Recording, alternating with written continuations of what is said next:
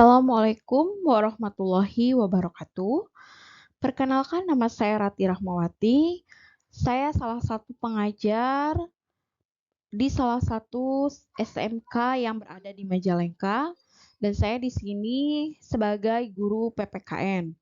Saya akan menjelaskan mengenai tentang materi bab 3 di kelas 11 tentang sistem hukum dan peradilan di Indonesia.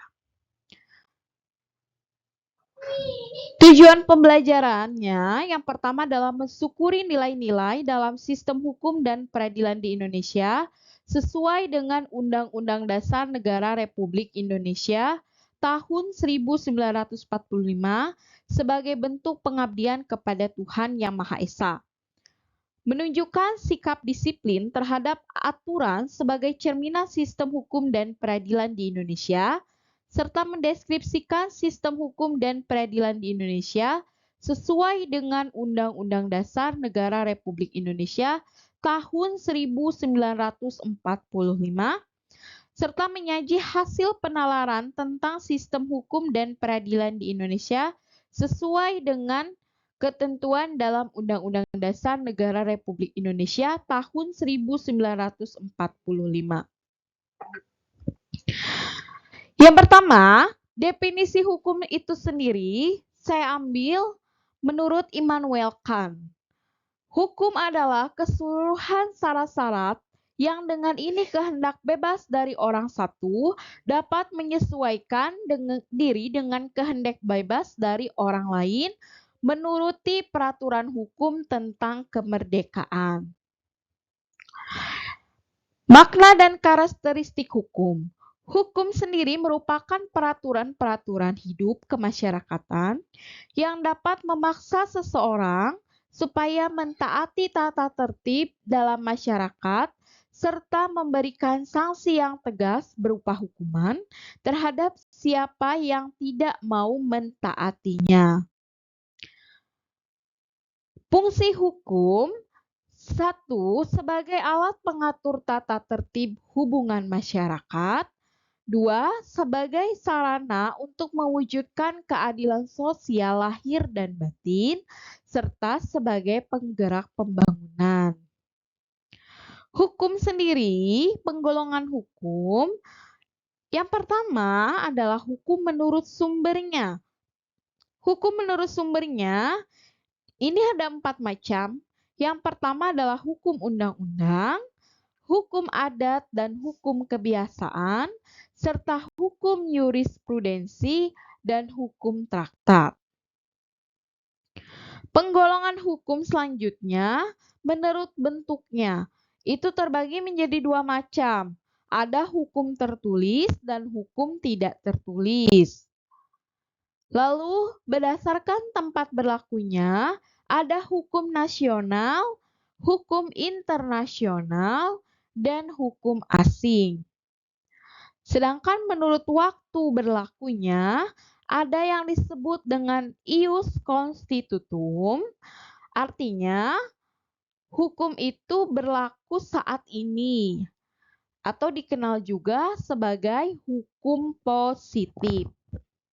Lalu selanjutnya ada ius constituendum, atau disebut juga dengan hukum negatif. Artinya, hukum ini masih berupa rancangan undang-undang ya, belum dibukukan atau belum diresmikan. Lalu ada hukum universal, hukum asasi atau hukum alam.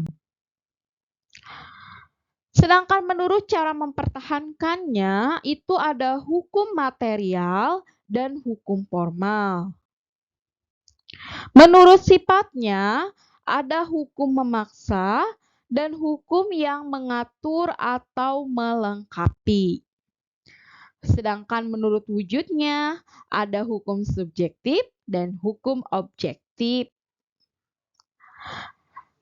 Kalau menurut pribadi yang diaturnya, ada hukum satu golongan, hukum semua golongan, dan hukum antar golongan. Hukum menurut isi masalah yang diaturnya, itu ada hukum privat, hukum sipil dan atau disebut juga dengan hukum sipil dan hukum publik. Tujuan hukum sendiri satu, mendatangkan tata dan damai dalam masyarakat. Yang kedua, mewujudkan keadilan. Ketiga, menjaga supaya manusia diperlakukan sebagai manusia atau segi memanusiakan manusia itu sendiri. Fungsi hukum satu, sebagai alat pengatur tata tertib hubungan masyarakat, sarana mewujudkan keadilan sosial lahir dan batin, serta sebagai penggerak pembangunan. Hukum formal terbagi menjadi 5 bagian. Yang pertama, undang-undang atau kita kenal dengan statuta. Yang kedua, hukum tidak tertulis atau kita kenal dengan kebiasaan. Yang ketiga, keputusan hakim atau jurisprudensi. Yang keempat, traktat, dan kelima, doktrin. Sebagai sebuah negara yang merdeka, Negara Kesatuan Republik Indonesia memiliki tata hukum sendiri. Meski Indonesia telah merdeka, tata hukum di Indonesia itu belum mengatur sepenuhnya kehidupan berbangsa dan bermasyarakat yang ada di Indonesia. Sistem peradilan, ini materi selanjutnya ya, adalah suatu mekanisme dari keseluruhan komponen peradilan, pihak dalam proses peradilan, hierarki kelembagaan peradilan, serta komponen lain yang bersifat prosedural dan saling berkaitan. Yang pertama, ada sistem peradilan di Indonesia didasarkan sendiri pada sila kelima yang berbunyi keadilan sosial bagi seluruh rakyat Indonesia, yang kemudian diturunkan ke dalam Undang-Undang Dasar Negara Republik Indonesia tahun 1945, yaitu dalam pasal 24. Klasifikasi peradilan, yang pertama ada peradilan umum, yang kedua peradilan agama, ketiga peradilan militer, dan keempat adalah peradilan tata usaha negara. Di sini ada Mahkamah Agung. Mahkamah Agung itu sendiri merupakan pengadilan negara tertinggi dari semua lingkungan peradilan. Dalam melaksanakan tugasnya, Mahkamah Agung terlepas dari pengaruh pemerintah dan pengaruh-pengaruh yang lain. Lalu ada Mahkamah Konstitusi, adalah salah satu lembaga negara yang melakukan kekuasaan kehakiman secara merdeka guna menyelenggarakan peradilan untuk menegakkan hukum dan keadilan. Lalu ada Komisi Yudisial.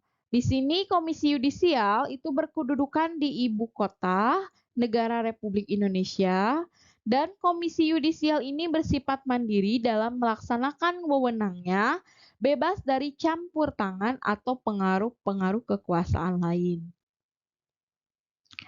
Kekuasaan kehakiman di lingkungan peradilan umum itu dilaksanakan oleh pengadilan negeri dan pengadilan tinggi negeri.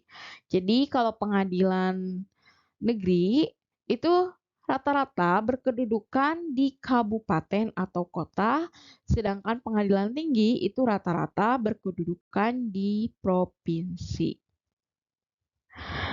Lalu ada kekuasaan kehakiman di lingkungan peradilan agama, itu sama dilaksanakan oleh pengadilan agama dan pengadilan tinggi agama.